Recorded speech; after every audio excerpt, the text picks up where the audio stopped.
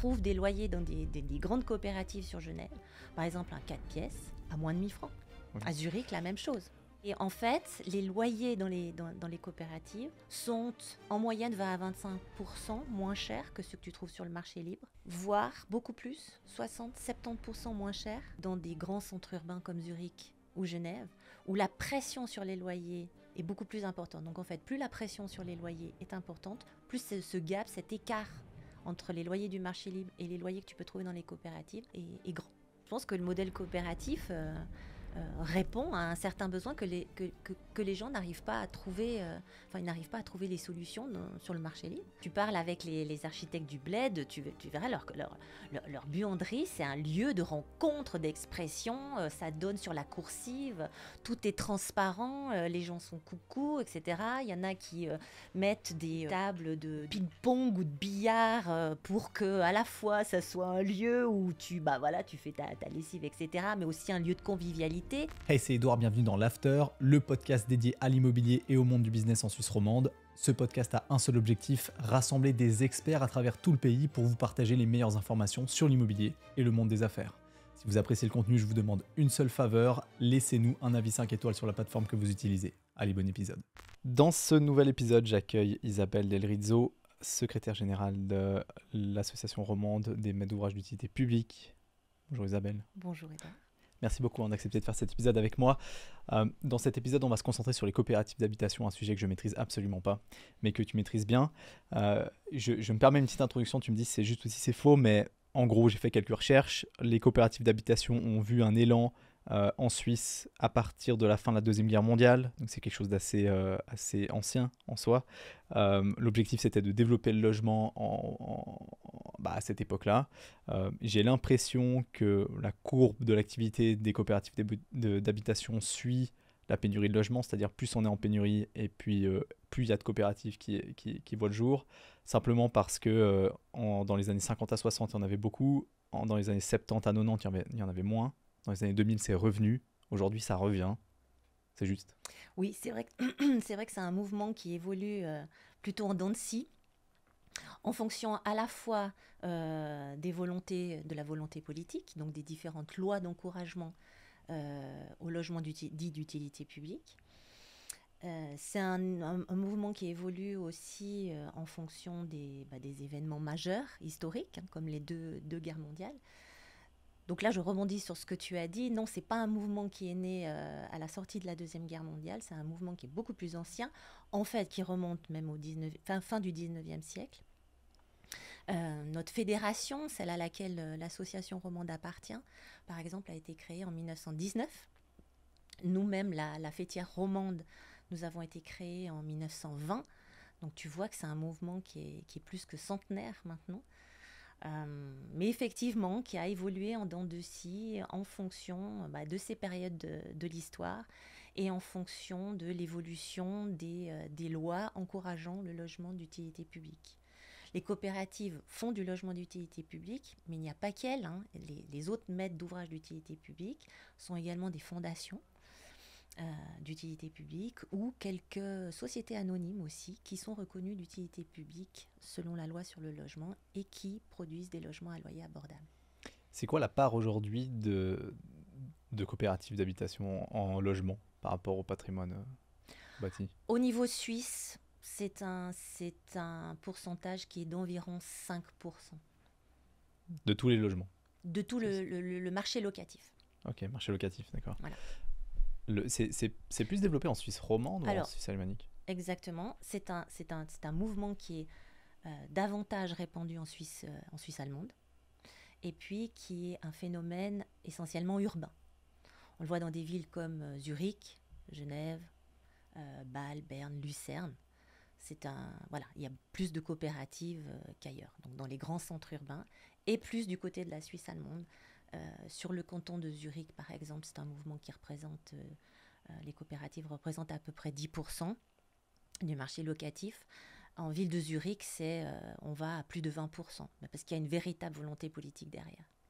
Plus de 20% de coopératives d'habitation ou de logements ? De logements coopératifs. Ok, dans la ville de Zurich. Oui. C'est énorme. Oui. Comment est-ce que ça fonctionne pour créer une coopérative ? J'ai vu quelque part l'organisation d'une coopérative. Si je me trompe pas, il doit y avoir quelque chose comme 7 membres fondateurs. Au minimum. C'est juste? C'est juste. En fait, c'est inscrit au registre du commerce?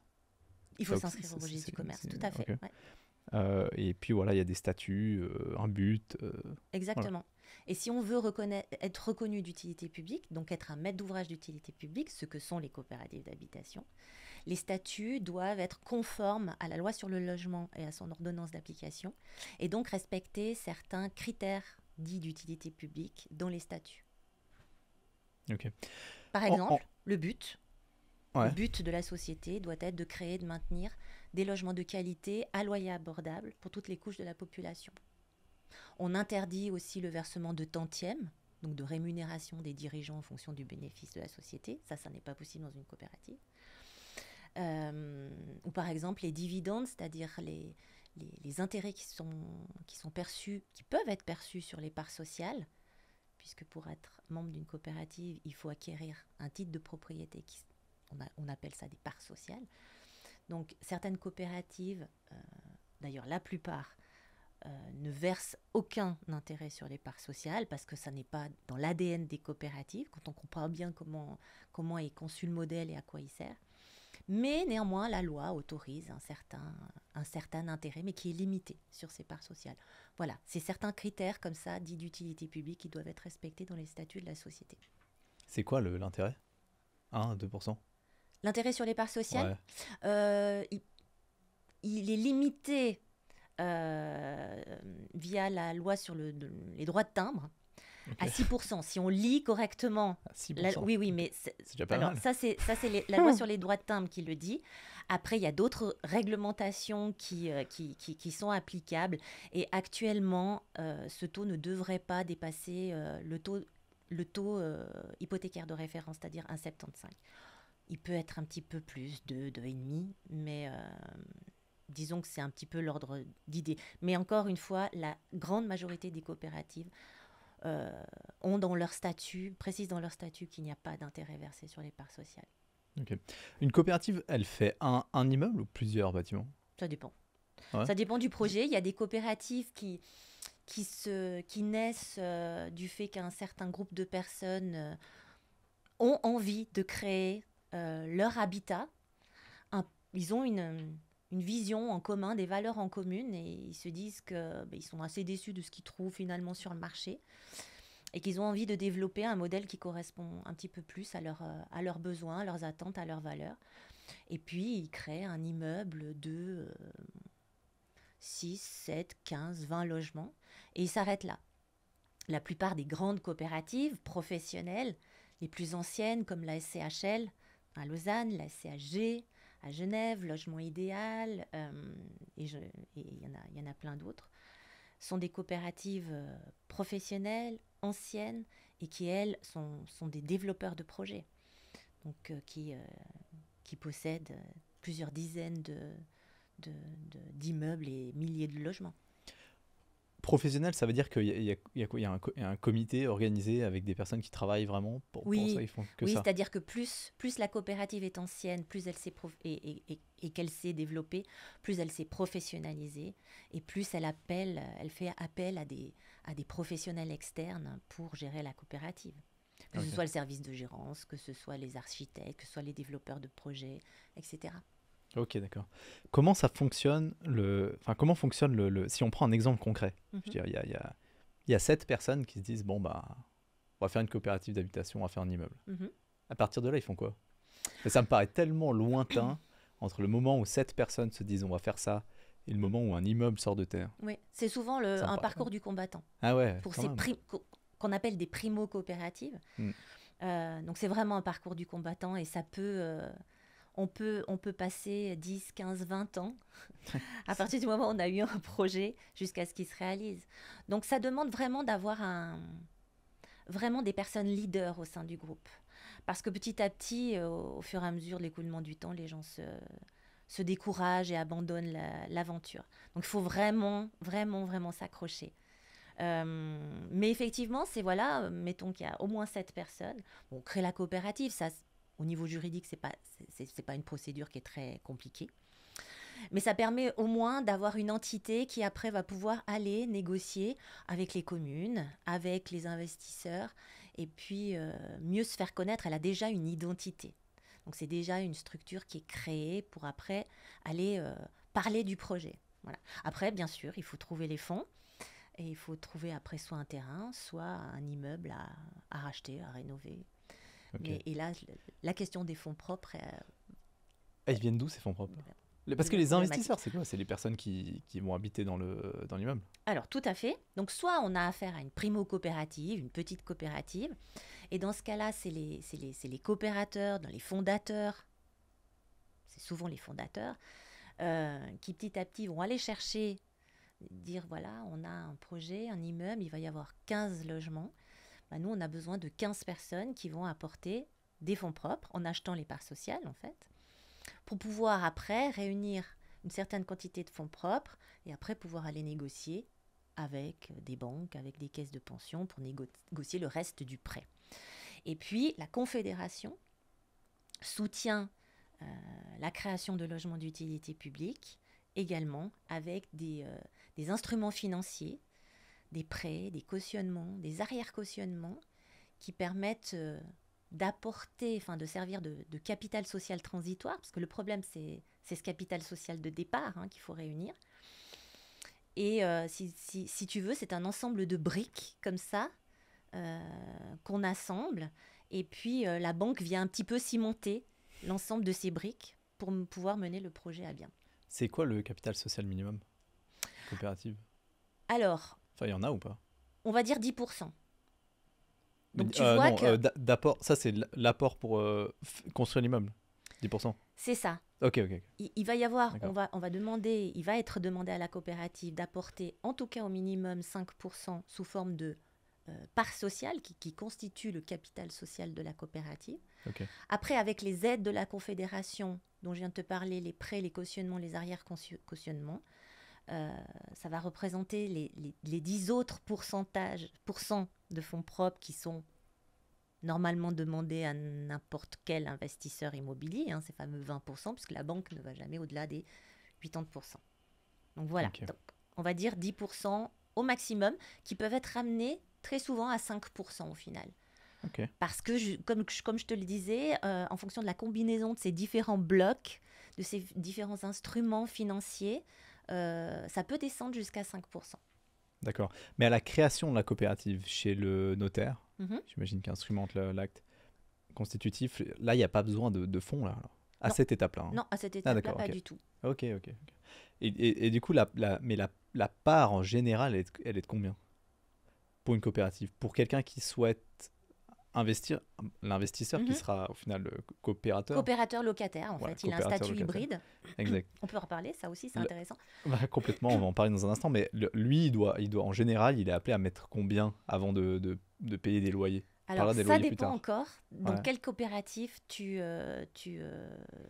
Parce qu'au final, tu as un appartement. voilà, parce que c'est intimement lié à la taille de l'immeuble, au niveau luxueux de l'immeuble, si je veux bien, qualité constructive de l'immeuble. Ou alors J'imagine. Parce que, luxueux dans les coopératives, justement. Alors, tu as, ouais, t'as des appartements de qualité, ouais, mais on essaye justement de chercher de créer des appartements de qualité, mais on n'est pas dans le luxe, c'est-à-dire on va faire attention aux mètres carrés qui sont utilisés, aux mètres carrés habitables. On va essayer de mutualiser le plus de choses possible et de faire en sorte qu'on utilise le moins possible de surface, en fait.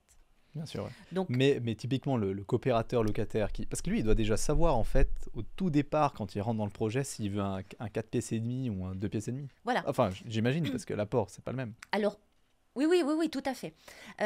En fait, là, là encore, ça va être différent en fonction de si tu rentres dans une grande coopérative, la SCHL par exemple à Lausanne, ou dans une petite coopérative comme la CODA, par exemple. Enfin, la CODA n'est plus une petite coopérative maintenant parce qu'il commence à beaucoup se développer. Mais à la SCHL, par exemple, ton apport va être limité à 3 mois de garantie bancaire, comme sur le marché libre.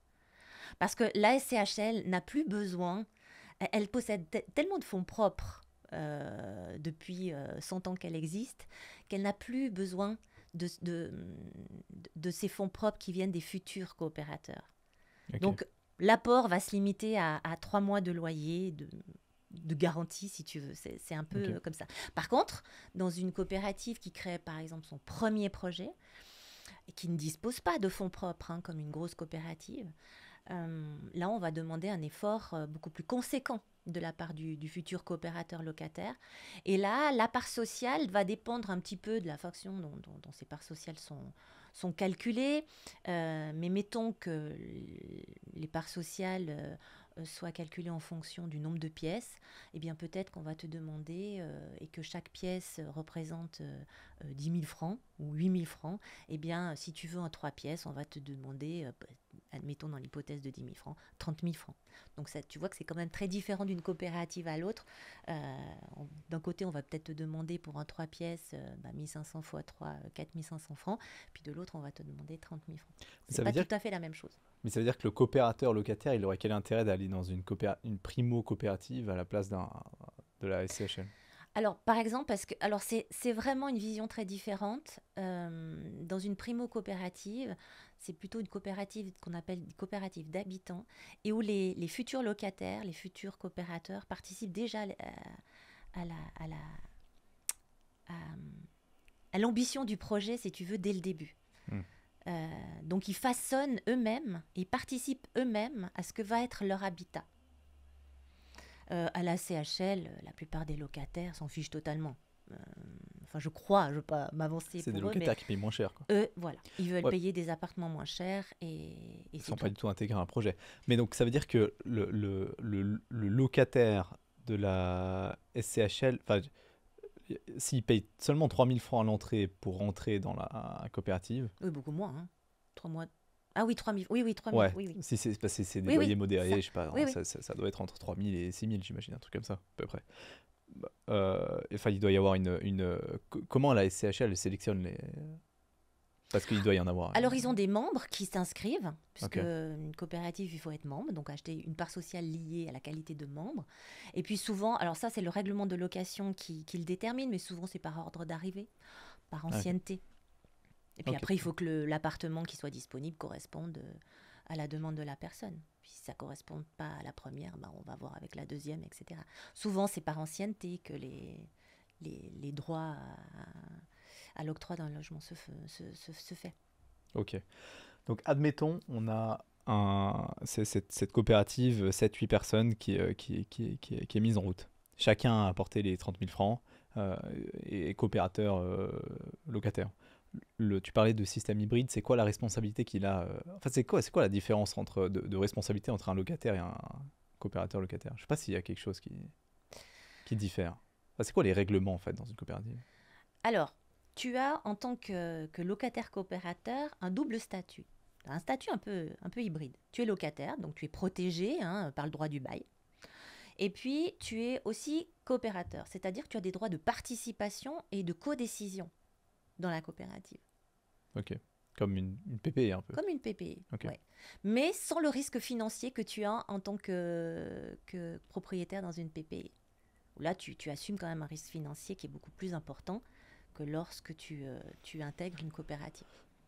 Parce que c'est Accessoirement limité. aussi un gain financier beaucoup plus important. Ça Oui, voilà. ressemble. Ok. Alors ça, c'est... Tu gagnes rien en étant coopérateur on locataire. on n'a pas abordé le sujet, mais c'est Bien vrai sûr. que dans une coopérative, le but des maîtres d'ouvrage d'utilité publique, dont les coopératives font partie, c'est de retirer du marché spéculatif des biens. Mhm. Donc après, si tu veux, si la coopérative fait des bénéfices, tout doit rester dans la coopérative. Ce n'est pas distribué. Sauf ce que je t'ai expliqué tout à l'heure, où il peut y avoir un petit intérêt sur les parts sociales, mais c'est très minime. Il se passe quoi avec le coopérateur locataire qui paye pas son loyer? Alors Ouais. là, c'est le droit du bail qui s'applique. Ok. Donc, mise en demeure, etc. Il peut être expulsé de son appartement s'il ne paye pas son loyer. Ça arrive alors ça? Oh, ça doit arriver, oui. Ok, d'accord. Ouais. Et c'est quoi le loyer moyen d'une coopérative? Ça, je peux pas te dire. Mais ce que je peux te dire, par exemple, c'est que on trouve des loyers dans des grandes coopératives sur Genève. Par exemple, un 4 pièces à moins de 1 000 francs. À moins de 1 000 francs. Mhm. Ok, d'accord. À Zurich, la même chose. Quand tu sais les prix des appartements à Zurich.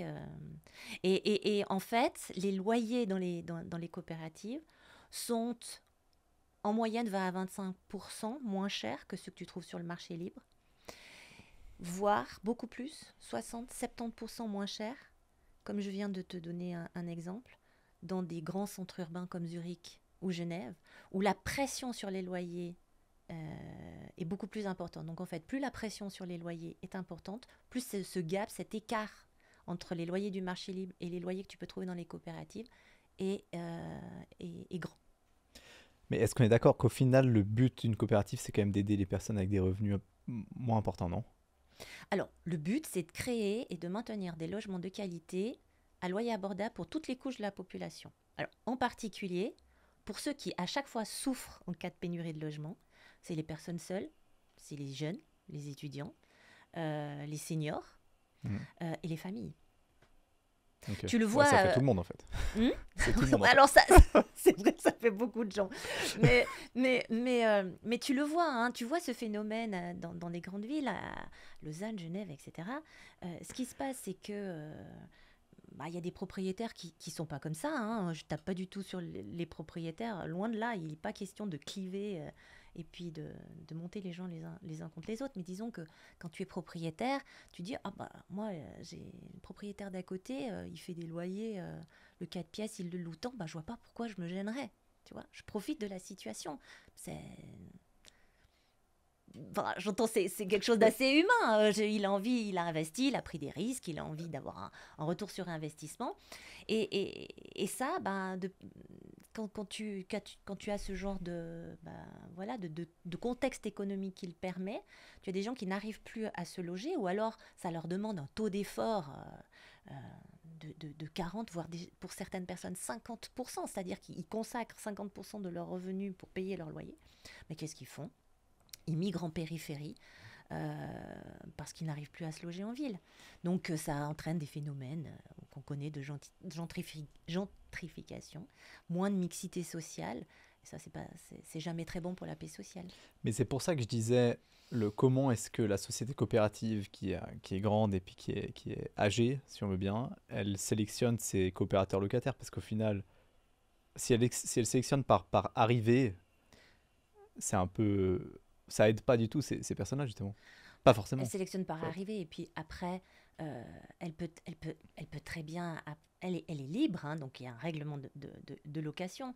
Mais souvent, les gens qui cherchent un appartement, par exemple à la SCHL, c'est ceux-là dont je viens de te parler qui sont les premiers victimes de l'explosion des loyers et de la pénurie de logements. Donc, je ne pense pas qu'à la SCHL, si tu veux, il y a une famille avec 300 000 francs de revenus qui va aller postuler pour un appartement. Ces gens-là postulent pas. Je crois pas. Ah ouais. Et puis de toute façon, le règlement de la SCHL ferait que ils sont pas admissibles à l'appartement. Enfin, il faut une certaine éthique aussi. Alors il y a un critère de revenus, de situation. Mais ça dépend quel type de logement, parce que tu as les logements dits subventionnés, à loyer modéré. Que tu disais, tu employais le terme de loyer modéré, ça c'est sur le canton de Vaud. Donc ça c'est des logements subventionnés. Donc là, tu peux être candidat à un appartement, mais dans ce cas-là, tu es soumis à un plafond de revenus et de fortune. Ça, c'est le canton qui réglemente tout ça. Et puis après, tu peux te dire, quand tu es une coopérative, non mais je regarde aussi les revenus et quel type de famille à qui j'octroie le logement, quoi. Parce que sinon tu touches pas ta cible. Okay. Donc voilà, il y a une certaine réglementation qui fait interne à la coopérative. Voilà, tout à fait, qui fait que les appartements sont octroyés à ceux qui en ont besoin. Mais la personne qui décide, ok, mais ça c'est des règlements internes. Parce qu'après il y a des problèmes de copinage, non, dans ce genre de situation. Ouais. Si la personne qui sélectionne le coopérateur locataire. Là, tu me prends vois ce que je veux dire ? J'en sais rien, j'ai jamais entendu parler de ça, mais... Ok, d'accord. Non, ça aurait pu être un problème, mais je sais pas. Je pense que tu te fais vite taper sur les doigts. Ok, d'accord. Non, je vois bien que c'est pas le but, mais c'est juste qui pourrait arriver. S'il y a quelqu'un qui a envie de favoriser un copain ou une copine, à mon avis, il se fait vite taper sur les doigts. D'accord. pour les banques, pour le financement, ça m'intéresse parce que dans la réforme de Bâle 3 qui a eu lieu au 1er janvier 2025, ça a été pris en considération. Donc dans les directives de l'ASB que j'ai lues avec grand plaisir sur les financements immobiliers, on traite la question des logements d'utilité publique, ce qui n'était pas forcément le cas avant. Est-ce que c'est plus facile maintenant pour les coopératives de trouver des financements ou pas? Pas du tout. En ce moment, c'est très très compliqué. Ah, d'accord. Okay. Je pense que parce c'est que pour le compliqué marché pour tout le monde. immobilier normal, c'est très compliqué, mais je me disais. Okay. Alors ouais, c'est très très très compliqué. D'accord. Mais pourquoi elles veulent juste pas financer ou... Ouais, en ce moment, les banques financent pas. Hein. elles ont aucune obligation de financer un projet de coopérative comme ça. Ok, d'accord. Non, aucune obligation. Et en général, mais elles financent quand même en général 80%. Oui, bah, tu sais comment ça se passe. Hein. De toute façon, eux, ils regardent les revenus locatifs et puis ils vont calculer la valeur de notissement. Hein, et puis, elle va pas, les instituts bancaires ne vont pas aller au-delà de ces 80%. Ah oui, mais justement, si on applique le calcul traditionnel que fait une banque pour le financement, sur une coopérative d'habitation, je ne vois pas dans quel monde ça peut fonctionner à 80%. Pourquoi ? Mais parce que les loyers sont plus faibles. Oui. Donc moins d'entrées, donc moins de revenus locatifs, donc problème de tenue des charges pour la banque et d'autofinancement, donc du coup plus de fonds propres. Je suis d'accord parce que justement comme elle pratique des loyers plus bas, la valeur de nantissement sera plus basse. Donc le prêt octroyé sera moindre que pour un promoteur du marché libre. Et ça, c'est une chose qui est revenue très souvent dans les discussions politiques, etc. Et c'est pas normal. C'est pas normal parce que justement, c'est dans l'intérêt des communes, c'est dans l'intérêt des cantons, c'est dans l'intérêt de la Confédération qu'il y ait des logements appropriés, de qualité, abordables pour toutes les couches de la population. Et pourtant, au niveau des banques, cette distinction avec n'importe quel autre promoteur, on n'en tient pas compte. Ah ouais, mais moi je trouve qu'il ne devrait pas y avoir de distinction. Moi, je trouve que ça devrait être plus facile pour tout le monde. Mais ça, au moins, ça fait l'unanimité, hein, parce que les banques, là, c'est très très compliqué. Ouais, très compliqué. Et je trouve que, parce que même pour l'accession à la propriété de manière générale, qui sort complètement du contexte de la coopérative d'habitation, c'est devenu très compliqué. Et ça, c'est sûr, par rapport à il y a 30 ans. On ne parle pas de la même chose, mais c'est devenu très compliqué. Mais vous, en plus, c'est là que j'arrive pas à comprendre comment vous pouvez trouver des financements. Mais si vous arrivez à le faire, c'est très bien. D'ailleurs, donne-moi le nom des banques. Mais c'est parce qu'en plus, vous avez souvent des cas DDP. Donc, vous êtes rarement la coopérative. Je dis vous, mais c'est la coopérative. Hein. La coopérative d'habitation, elle est rarement propriétaire du terrain, non ? Ou ça... Oh non, il y a des coopératives qui sont propriétaires du terrain. D'ailleurs, quand elles le peuvent, elles préfèrent. Hein. Elles préfèrent être propriétaires du terrain. Mais c'est sûr que... c'est tout bénéfice pour les loyers. Quand tu n'as pas le coût du terrain à répercuter sur les loyers, ok, tu as la rente foncière, mais tout ça, c'est quelque chose que tu vas récupérer sur les loyers. Donc, c'est quand même intéressant de ce point de vue-là. D'un autre point de vue, si tu payes une rente à 5%, ton terrain, tu l'auras payé plusieurs fois au terme du DDP. Donc, ça, c'est sûr. Ça dépend un petit peu de la volonté politique aussi. Dans le cadre du financement, vous avez des loyers faibles, alors, plusieurs coopérateurs locataires, et en plus de ça, vous payez une rente du terrain. Alors attends, les loyers faibles, alors là-dessus, il faut comprendre. Les loyers qui sont bas, comme l'exemple que je t'ai donné sur Genève tout à l'heure ou sur Zurich, ça, c'est des loyers de logements de grandes coopératives. Donc, elles ont déjà amorti leur construction. Les charges financières sur ces projets sont déjà, si tu veux, beaucoup plus basses qu'au début. Donc, si tu veux, ces projets sont largement amortis. Quand tu as un nouveau projet, là, effectivement, une coopérative ne va pas construire un immeuble moins cher que n'importe quel autre promoteur. Donc, le loyer au début, si ce n'est que la coopérative va calculer ses loyers en fonction des coûts. Alors ça, c'est la base. Ça, c'est quelque chose qu'il faut dire, qui est important. Pour comprendre comment les coopératives arrivent à proposer des loyers plus bas que ceux qu'on trouve sur le marché libre, c'est parce que le loyer est calculé en fonction des coûts, et uniquement des coûts, c'est-à-dire en dehors de toute spéculation et de recherche de rendement. Donc déjà, ça, c'est une part qui ne va pas vouloir être recherché dans le montant du loyer que tu vas établir. Et puis ce qui va se passer, c'est qu'au fur et à mesure de l'écoulement du temps, tu vas amortir ta construction, tu vas avoir des charges financières qui vont être plus basses. Et donc là, la différence de loyer va pouvoir se faire petit à petit avec les loyers du marché libre. Et les loyers du marché libre, c'est ce que tu vois depuis maintenant des années et des années, ne cessent, eux, de progresser. Donc petit à petit, tu as cet écart entre deux immeubles qui font peut-être à peu près les mêmes logements. Et tu vas avoir l'écart entre les loyers qui va se creuser.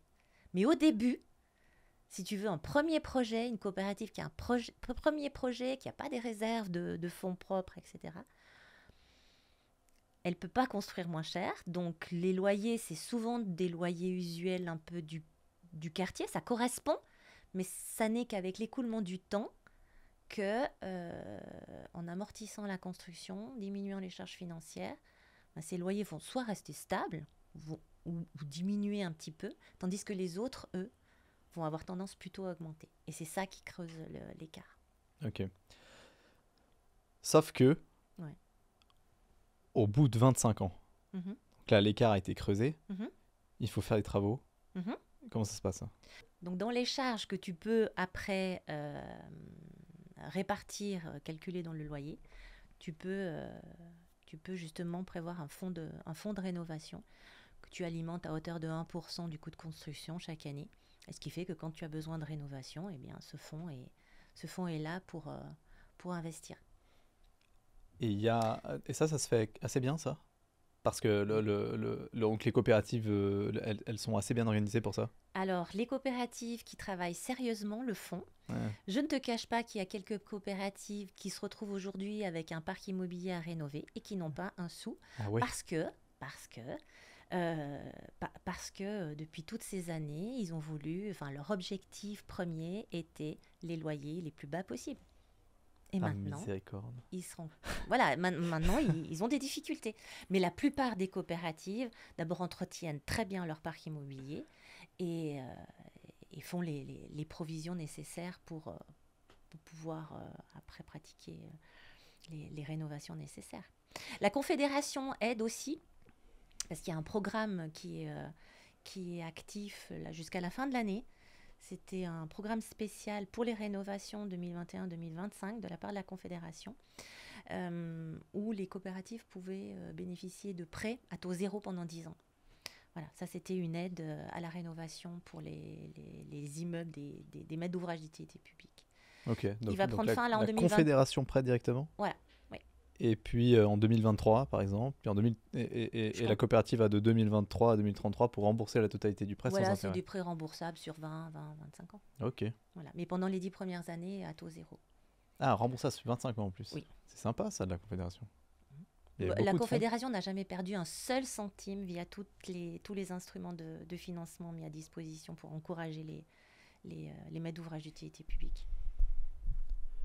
Pas perdu un seul centime. Mais c'est-à-dire parce que que sur souvent... les financements, ouais, mais sur les financements, parce que sur l'acquisition et la construction d'un immeuble, oui. Si elle prête 5% du coût de construction, elle perd pas un franc, c'est-à-dire. Parce que la coopérative, elle amortit ça, elle rembourse. Oui, bien sûr. Ah, d'accord. À un taux avantageux. Actuellement, ce taux, il est de 1%. Pour les prêts, par exemple, via le fonds de roulement, à 1%. C'est à 1%. Elle perd de l'argent. En principe, c'est 2 points en dessous. Non, elle ne perd pas de l'argent. C'est en dessous du point 2 points en dessous du taux hypothécaire de référence. Et tant que ce taux hypothécaire de référence est en dessous de 2, c'est minimum 1%. Okay. Donc, tant qu'elle arrive à se refinancer à moins de 1%, elle ne perd rien. Et elle n'a jamais rien perdu. Okay. Donc, pour l'instant, tout va bien. Bon. Les cautionnements, elle n'a jamais eu non plus à honorer des cautionnements ou des arrière-cautionnements. Donc, mais les contrôles sont très stricts. Hein. Ah oui. Et si tu veux qu'au niveau parlementaire, tout ce qui est voté pour les crédits cadres, hein, parce que toutes ces mesures d'encouragement, que ce soit les prêts du fonds de roulement, les cautionnements des emprunts de la centrale d'émission pour la construction de logements, ou le troisième, c'est les arrière-cautionnements de la société de cautionnement pour le logement, tout ça, ça fait partie d'un crédit cadre qui est voté régulièrement par le Parlement Là, il était en vigueur jusqu'en 2027, donc il va bientôt falloir le revoter. Donc si tu veux quand même que ça passe au niveau national, au niveau des chambres parlementaires, il faut prouver que ça ne coûte aucun centime à la Confédération, sinon ça risque de poser problème et d'entraîner des tensions et de ne pas passer. Donc, donc les contrôles sont très stricts et la Confédération n'a jamais perdu un centime. D'accord. Il se passe quoi quand un coopérateur locataire veut sortir Alors, il donne sa résiliation de bail, il dit qu'il veut sortir de la coopérative, et ses parts sociales lui sont remboursées à la valeur nominale. Ah, ok, d'accord. Ouais. Mais Parce qu'il n'y a pas de spéculation. Donc, on ne se fait pas d'argent ou de bénéfice ou de rendement sur les parts sociales. ok. Mais ça veut dire que parce que si lui il sort, c'est-à-dire qu'il laisse un logement, donc c'est-à-dire que quelqu'un va rentrer. Mhm. Enfin, normalement, j'imagine. Mhm. Mais la personne qui rentre doit verser le même montant que Voilà. lui reçoit en retour. C'est ça. Ok, d'accord. Mais comment ça se passe avec le temps quand les parts sociales, elles ont plus trop de valeur, il n'y a plus besoin? Parce que celui qui a mis 30 000 francs initialement pour la primo Oui. coopérative, Oui. et puis je sais pas, 60 ans après, il n'y a plus du tout besoin de fonds dans la Oui. société. Ça change rien. C'est-à-dire, s'il a mis 30 000, lui, il récupère 30 000, puis le nouveau qui doit arriver, il doit mettre 30 000. C'est ceux qui mettent 3 000 aujourd'hui, quand ils rentrent dans les coopératives. Oui. Celui qui sort, ça veut dire qu'il avait mis 3 000 aussi? C'est ça? Ça Oui. veut dire où? Ah ouais? Oui. Ok, d'accord. Ok. Et le jour... Après, peut-être qu'avec le temps, la coopérative va demander moins. Ok. Tu vois ce que je veux dire? C'est au fur et à mesure du développement du parc immobilier de la coopérative. Justement, elle possède plus de fonds propres, donc elle n'est pas obligée d'aller chercher systématiquement peut-être ces mêmes montants de parts sociales. Mhm. Ok. Et attends, qu'est-ce que je voulais dire? Je voulais rebondir sur le jour où l'immeuble... Parce que c'est possible que la coopérative vende l'immeuble. Alors, en principe, il est interdit de vendre les Ah ouais? immeubles parce que justement, le but, c'est de de retirer du marché spéculatif des biens pour éviter qu'il y ait spéculation sur ces immeubles. Donc, une fois qu'ils sont dans la coopérative, en principe, ils y restent. Ah, c'est interdit de vendre. Alors, c'est une disposition qui n'est pas obligatoire dans les statuts de la coopérative. L'Office fédéral du logement encourage Ah ouais. beaucoup à ce que ce soit mentionné dans les statuts, mais bien sûr qu'il y a des cas d'exception où elle peut les vendre, notamment si elle est obligée de procéder à un assainissement financier. Voilà. Mais typiquement, les sociétés coopératives, comme les grandes sociétés coopératives comme Lausanne, Genève, ouais. elles vendent jamais. Enfin, elles peuvent pas vendre. Non, mais c'est pas dans l'intérêt. Ah, d'accord. C'est pas dans leur intérêt. Non, mais parce que je me dis, si un jour l'immeuble est vendu, c'est qui fixe le prix pour vendre l'immeuble? La coopérative. Mais en principe, ils sont pas vendus. Oui, mais s'il y a un assainissement... Par exemple, typiquement, je me dis, une coopérative qui doit faire des travaux, ou quand l'immeuble doit être quand le jour où l'immeuble doit être détruit, ça va arriver un jour. Bah, ça arrive. Ouais. Enfin, alors là, potentiellement, la coopérative, je sais pas, tout le monde se met d'accord pour détruire le bâtiment. Les coopérateurs locataires, ils sortent, puis ils se débrouillent un moment, ils reconstruisent et ils reviennent dans le logement. J'imagine. Oui, c'est souvent ok. Et mais si il y a besoin d'un assainissement financier important, il n'y a pas de prêt de la Confédération, là, il se passe quoi, là? Parce que du coup, ils n'ont pas de fonds de rénovation pour faire les travaux, et la coopérative doit vendre. C'est jamais arrivé? Alors moi, je n'ai jamais connu ce cas. Mais je suis là que depuis 4 ans. Hein. Donc voilà, c'est pas 20 ans. C'est pas le cycle de vie d'un immeuble. C'est pas interdit. Je te dis, l'Office fédéral du logement encourage fortement à ce que l'interdiction de vente soit mentionnée dans les statuts. Mais ça n'est pas interdit. Donc dans ce cas-là, si tu vends, tu peux vendre, je pense, au prix du marché. Ah ouais?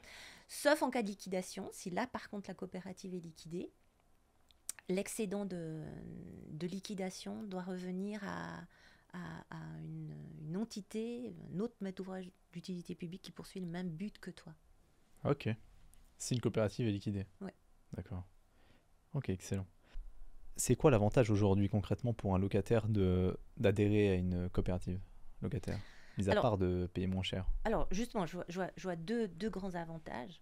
Bon, d'abord, tu as un logement de qualité, hein, parce que si tu es une coopérative et que tu veux bénéficier des aides de la Confédération, tu dois atteindre quand même des standards élevés que ce soit au niveau de la construction sans obstacle, énergétique, etc. Donc, ton projet, la réalisation de ton immeuble doit être quand même de qualité.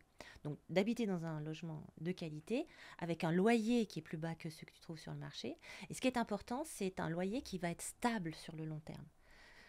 Et puis, deuxième gros avantage selon moi, c'est que, à moins de te comporter comme la pire des personnes au sein de ton immeuble et d'être un très mauvais voisin, tu as la sécurité du bail. On ne va pas te mettre dehors parce que tu possèdes des parts sociales. Donc, on ne peut pas te mettre dehors. Tu es à la fois propriétaire et à la fois locataire. Donc, moi, je vois ça. Je vois déjà l'avantage d'un loyer plus avantageux, plus bas que ceux que tu peux trouver sur le marché libre. Deuxième avantage, tu es moins soumis aux aléas d'une résiliation de bail ou un changement de propriétaire qui veut vendre l'immeuble, par exemple, et puis ou alors qui veut en faire bénéficier des membres de sa famille, etc. etc. Donc ça, c'est deux avantages très importants. Et après, j'y vois d'autres avantages qui est peut-être une façon d'habiter autrement. De vivre plus selon des valeurs qui sont véhiculées dans les coopératives, plus de vivre ensemble, plus de solidarité, d'entraide, de mixité sociale, culturelle, intergénérationnelle, etc. Et ça, il y a des gens qui sont curieux de ça et qui sont attirés par cette forme de vie. J'aime pas trop dire en communauté, mais un petit peu plus avec les autres, en lien avec les autres. Mais parce qu'il y a quoi comme différence entre un immeuble normal et un immeuble de coopérative, justement? Il y a quoi de plus coopératif et solidaire? Dans le sens, les appartements sont similaires. Enfin, c'est l'immeuble. Oui, il n'y a pas tellement, si tu physiquement, veux, de grandes différences au niveau des appartements. Ok. Là où il peut y avoir des différences, c'est que dans des coopératives, tu trouves beaucoup plus de locaux et d'espaces communs. Des bibliothèques, une salle peut-être pour recevoir, si tu fais une grande fête, ta famille, etc. Des chambres d'amis aussi. Il y a de plus en plus de coopératives qui proposent des chambres d'amis en commun. Donc ça va avoir l'avantage de permettre de faire des logements plus petits, ou bien pour des bureaux, par exemple, pour faire du coworking.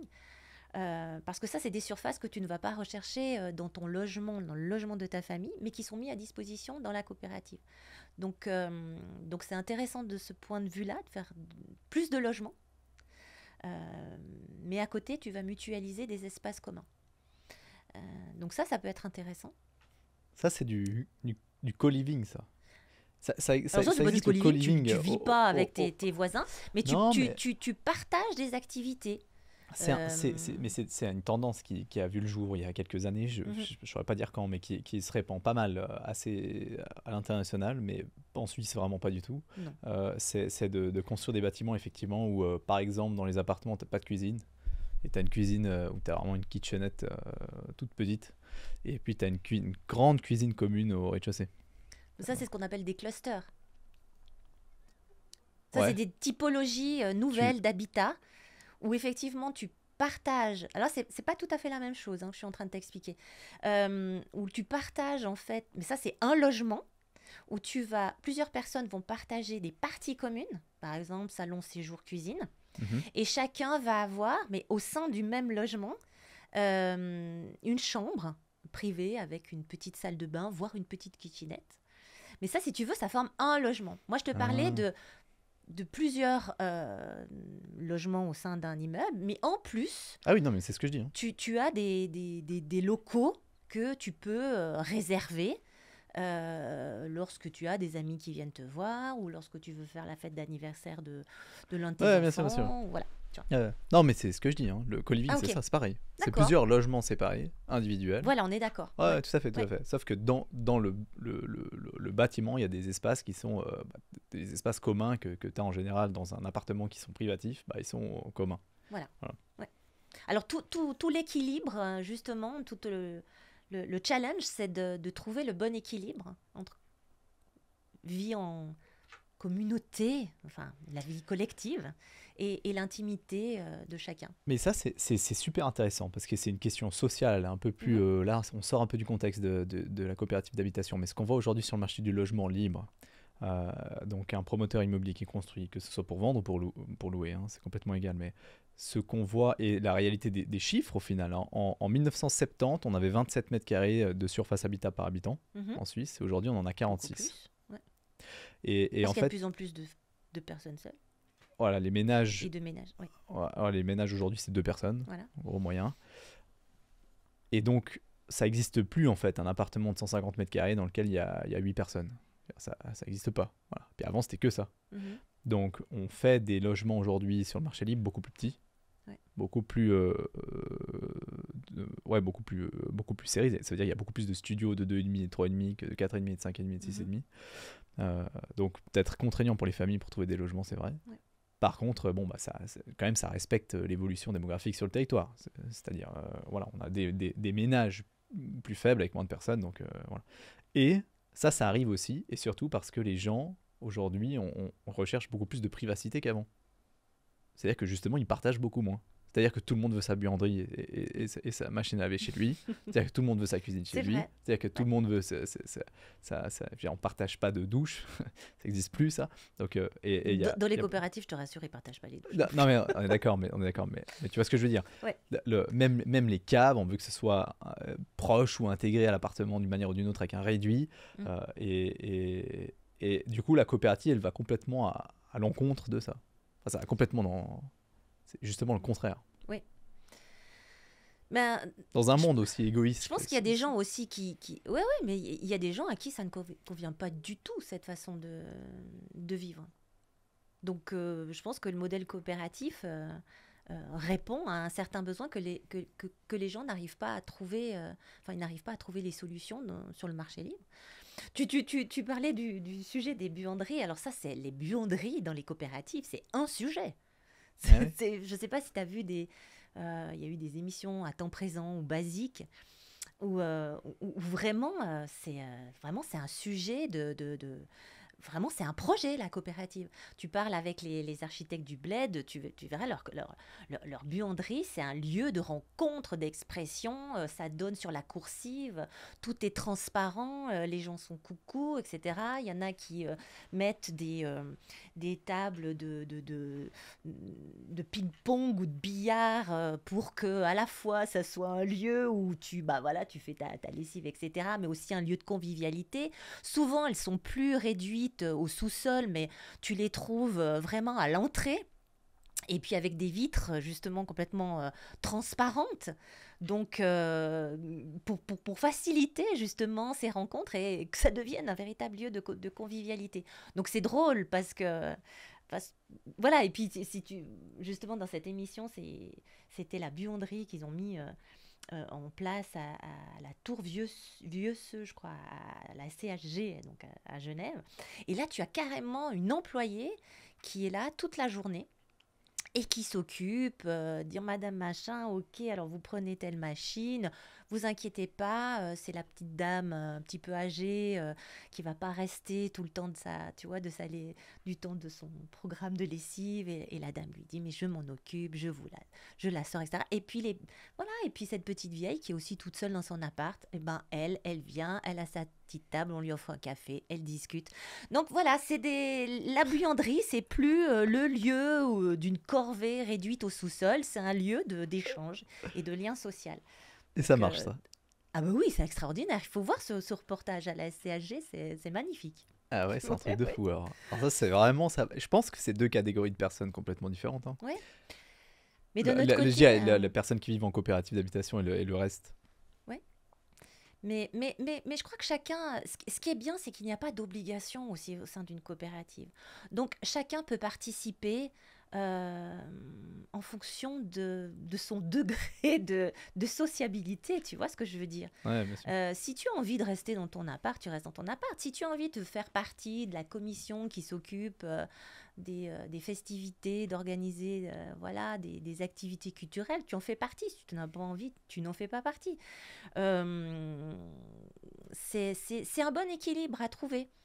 Mais c'est intéressant de voir comme les architectes pensent les projets au niveau justement architectural pour que coursives, lieux de rencontre, aménagements extérieurs soient les plus propices possibles à des lieux d'échange et de rencontre. Et ça, c'est important dans nos sociétés quand même, où justement je pense que peut-être qu'il y en a qui ont tendance à se replier, mais il y en a aussi qui en souffrent. Je Ouais. pense notamment aux seniors. Je pense que les seniors souffrent de plus en plus d'être seuls. C'est plus comme avant, on avait des familles qui étaient extrêmement soudées et qui habitaient un peu tous ensemble, hein, ou pas loin les uns des autres. Maintenant, on a des enfants qui partent à l'étranger, on se retrouve seul. Et puis c'est pas très drôle d'être seul chez soi. Donc quand on vit peut-être dans un immeuble où tout le monde se connaît, tout le monde se rencontre, ne serait-ce qu'aux assemblées générales ou aux fêtes qui sont organisées, etc. On se rapproche un petit peu plus peut-être du modèle qui existait du temps de nos grands-parents dans les petits villages où chacun pouvait s'occuper ou avait l'œil sur les enfants des uns et des autres et connaissait ses voisins et où il y avait une certaine entraide. Voilà, voilà, c'est d'autres valeurs qui sont véhiculées et je pense qu'il y a un équilibre à trouver et qu'il y a des gens que ça n'intéresse pas du tout et c'est normal.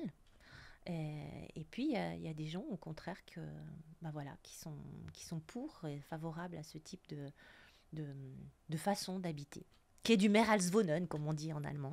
Hein, c'est plus que de l'habitat, c'est autre chose. Je viens chercher autre chose. Ouais, parce que tu as parlé de la mixité intergénérationnelle dans Ouais. les coopératives d'habitation. Donc ça, on fait attention à ça. La société coopérative, elle fait attention à Oui, oui, mettre oui, des le gens. but, c'est quand même d'assurer une certaine mixité. Euh, tu as aussi une mixité, par exemple, sociale. Je prends un exemple. Tu as des coopératives dans lesquelles il y a un mix d'appartements en PPE. C'est possible. Un mix d'appartements subventionnés et un mix de logements à loyer abordable, mais d'une coopérative. Donc tu as des milieux sociaux complètement différents.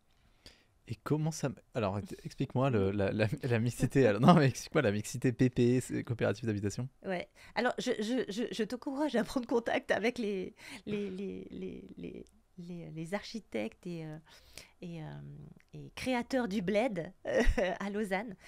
Donc, eux, ils ont tous ces types de locataires et avec tout le montage financier aussi derrière entre ceux qui sont en PPE, les logements subventionnés, les logements à loyer abordable. C'est super intéressant. Là aussi, c'est très innovant en termes de montage financier. Euh, Mais, donc, je t'encourage à aller parler avec Monsieur Guidetti. ok, ouais, volontiers. Mais parce que c'est un... Mais ça fonctionne comment? Parce qu'il y a des appartements en PP Mhm. et dans Ouais. le même bâtiment, il y a des Ouais. appartements Et en la PPE, coopérative en fait, d'habitation. a financé beaucoup de locaux communs. Ok. Mais les gens étaient tout à fait d'accord avec ce montage financier. Hein. Ouais, donc dans le développement, enfin, dans la construction. Oui. Mais du coup, j'arrive pas à voir comment juridiquement. C'est dans le même bâtiment, Ouais, ouais, le même la même bâtiment. parcelle. Mhm. Mhm. Et dans ce cas-là, quand tu es en PP et puis dans une coopérative où tu as bénéficié d'un droit de superficie, si tu vends C'est en DDP en ton, plus. ouais, bah oui, à Lausanne, ouais. Si tu vends ton appartement, tu peux pas spéculer là encore. Dans les divers contrats qui existent de DDP, etc. Tu peux pas faire de plus-value sur ton appartement. Le propriétaire en PP, il peut Ouais. pas faire de plus-value. Non, Ah ouais? non. Ou alors il y a des conditions très strictes qui sont déjà imposées dans le contrat en cas de revente. Ok. Eh ben oui, tu peux pas te faire du bénéfice sur un appartement qui a été construit grâce à un DDP dont la coopérative a bénéficié. Tu vois, ça pose quand même Ouais, mais du coup, un je me petit demande problème. je me demande l'intérêt d'acheter l'appartement en PP. Parce que Mais il y pourquoi en a. le propriétaire... Parce qu'ils peuvent accéder à un appartement en propriété, alors que peut-être sur le marché libre, ils n'ont pas les moyens d'en bénéficier. Oui, mais l'intérêt de l'appartement en Bah, PP, bah t'as c'est... ton bien qui est à toi. Ton Ouais, bien est à toi. dans lequel tu... Ouais, mais si t'es coopérateur locataire dans une coopérative d'habitation, donc ça veut dire un étage au-dessus de Mm, lui, au-dessous, je sais mm, pas comment mm. est constitué l'immeuble, mais c'est pas plusieurs bâtiments, c'est dans le même bâtiment vraiment. C'est pas plusieurs bâtiments. Ouais. Bah, le bled, hein, c'est un ensemble. Ah ouais, Donc, non, mais ok, c'est des bâtiments séparés, ok. donc tu vois, c'est. Ouais, ouais, ok, ok, non, alors je comprends, ouais. Ah, parce que juridiquement, j'arrivais pas vraiment à comprendre, mais ok, non, alors je vois comment c'est monté. Mais ça veut dire que en fait, parce que l'intérêt du propriétaire en PPE quand même, parce que t'en as parlé en plus tout à l'heure, ça veut dire qu'il porte pas le risque financier d'avoir une dette, Mhm. d'accord, en coopérateur, Ouais. enfin, le coopérateur locataire. Mais du coup, le propriétaire en PPE s'il subit le risque d'avoir une dette, il veut aussi subir la possibilité d'avoir une plus-value, la prise de valeur de son appartement avec le temps, tu vois, Oui. d'où l'intérêt. Et il achète parce que d'être dans son logement qui lui appartient à lui, je veux dire, s'il est en coopérative d'habitation juste à côté, où il sait qu'il peut pas se faire mettre dehors, soit, j'arrive pas à comprendre l'intérêt. Ouais, C'est tu juste comprends pas potentiellement. l'avantage? Bon. Bah, l'avantage, ça pourrait être que, je sais pas, si tu veux casser un mur, tu peux casser un mur. Bon, voilà. Voilà, Tu fais ce que tu veux. Ok. Alors, si c'est un appart neuf. Mais Ouais. ouais, ok, j'arrive à. Ok. J'arrive Tu à peux, concevoir. en cas de succession aussi, c'est quelque chose que tu remets à tes enfants. Des parts sociales. Tu vois, tes enfants, un appartement, tu as accédé à un logement dans une coopérative via l'achat de parts sociales. Tes enfants ne vont pas hériter de ton logement. Ils vont hériter de tes parts sociales. Mais ils ne Ok. vont pas hériter de ton logement. Ils peuvent pas garder le bail. Non, parce que d'abord, le bail, il n'est pas transmissible aux enfants par héritage. Ouais. Et puis, Non, mais oui, mais dans la là, c'est coopérative le droit du bail. d'habitation, je me disais. Et puis après, ils héritent des parts sociales qui rentrent dans la masse successorale. Mais au final, s'ils veulent prétendre à garder ces parts sociales, ils doivent faire leur demande pour devenir membre de la coopérative. La coopérative peut tout à fait leur dire oui, oui, mais elle peut aussi leur dire non. Et dans ce cas-là, on leur rembourse les parts sociales, mais ça ne leur donne pas droit. Il faut qu'ils soient membres. Et finalement, c'est la coopérative qui a quand même le dernier mot. Ok, d'accord. Bon, ils ont dû payer quand même considérablement moins cher les appartements PP, j'imagine, du coup. Oui, c'est ce que je te disais, c'est un avantage. Ouais, complètement. C'est quoi la différence entre une fondation traditionnelle et la coopérative, du coup? Enfin, la fondation, elle fait que des logements qu'elle bâtit, qu'elle garde elle. Alors voilà, là tu as c'est la structure juridique, c'est le véhicule juridique qui n'est pas du tout le même. Donc les organes ne sont pas du tout les mêmes. Tu n'as pas d'assemblée générale, tu as un conseil de fondation, tu as un autre but. Enfin, tu vois, tu as un autre fonctionnement. Ça, c'est le droit. C'est le CO qui détermine un peu les différences entre une fondation et une coopérative. Ok, parfait. Bon, Isabelle, merci infiniment pour le partage. Très intéressant, qui change des épisodes que je peux faire qui sont plutôt économiquement orientés sur la partie immobilière. Enfin, ça, c'est clair. Ouais, non, c'est financier tout de même, mais pas rémunérateur. Je dirais que moi, ce que je retiens un petit peu du schéma, surtout sur l'organisation de la coopérative, alors juridiquement, tout ça, bon, on a fait un bon tour et c'est assez clair pour moi, parce que je ne connaissais pas du tout avant, mais j'ai l'impression, et c'est cela que je trouve intéressant, la mixité intergénérationnelle dans une coopérative d'habitation, parce que je ne vois pas comment... Enfin, ça me paraît beaucoup plus évident et facile d'y habiter quand on est étudiant ou quand on est senior. Mais moi, c'est au milieu. Je n'arrive pas à me rendre compte de la famille avec 3 enfants qui vit dans une coopérative. Ouais. Enfin, j'imagine qu'il y a moins de personnes. Mais et pourtant, je te dis, je pense que... Ou alors c'est purement économique pour eux, alors. De quoi? Ah, pour le loyer. Ouais. Oui, mais il y a des gens d'abord qui recherchent ça en priorité parce qu'ils ont des exigences quand même, des restrictions au niveau du budget. Donc voilà. Et puis, je pense que vraiment, c'est une façon de vivre d'abord qui ne correspond pas à tout le monde. Ça, c'est pas un modèle qu'il faut essayer de vendre à qui ne veut pas, qui ne se sent pas prêt ou qui ne partage pas les valeurs qui existent dans une coopérative. Mais je pense que ça peut correspondre à des profils de personnes ou à des moments de vie, tu sais. Justement, quand tu es étudiant, souvent tu te retrouves seul, loin de ta famille peut-être. Donc ça peut être très sympa de vivre dans un immeuble où chacun se connaît, se préoccupe un petit peu de ce qui arrive ou ce qui peut arriver à son voisin. Peut-être aussi quand tu vieillis et que tu te retrouves seul, il y a de plus en plus de personnes seules qui vivent plus en couple à partir d'un certain âge. Les enfants sont loin, voire à l'étranger. Donc ça peut être un bon moyen de lutter contre l'isolement des personnes âgées. Il ne faut pas oublier que d'ici 2050, il va y avoir un gros problème avec le logement des seniors, puisque le nombre de seniors va doubler, voire tripler dans certaines communes d'ici là. Donc il va falloir leur trouver des solutions de logement et en plus lutter quand même contre ce phénomène d'isolement qui va certainement se produire. Donc voilà, je pense que c'est un modèle qui a l'avantage de présenter deux deux objectifs majeurs, comme je te le disais, un logement moins cher et surtout la sécurité du bail. Hein. Tu es chez toi, personne ne va t'en déloger. Et puis tu es à peu près sûr de ce que te coûte ton logement aujourd'hui et très certainement dans 10 ans. D'ailleurs, les loyers sont indexés quand même à l'inflation. Pas du tout. Les loyers sont calculés uniquement sur les charges. Ah, Donc en fait, oui, si bon, tes charges ok, augmentent, ouais, les loyers ok. vont devoir suivre. Mais sinon, non. Ok. Donc voilà, je pense que c'est voilà, c'est une manière de vivre et un modèle qui peut t'apporter plus que de l'habitat, hein, du Mehrhalswohnen, à certaines phases de ta vie. On a parlé des seniors, on a parlé des étudiants, mais sincèrement, il y a des familles qui sont très heureuses de pouvoir vivre en coopérative et de pouvoir voir leurs enfants aussi évoluer dans un milieu où ils échangent, hein, avec les autres familles de l'immeuble. Les enfants se connaissent tous, ils peuvent jouer à foison, que ce soit dans les extérieurs, dans les intérieurs. Bon, en Voilà, c'est en PP, tout on cas peut moi ce jouer que j'ai aussi. vu. Hein. Hein. On peut jouer aussi dans les PP. Oui, Hein. oui, oui.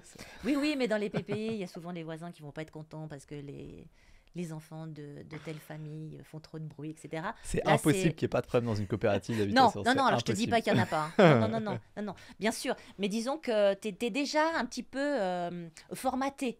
Ouais, Tu sais déjà que ce genre c'est- de valeurs, tu les partages et que tu vas pas pouvoir dire dites donc silence parce que ça va pas. Bien sûr, bien sûr. Et Voilà. à Zurich, un logement sur 5 est en coopérative d'habitation.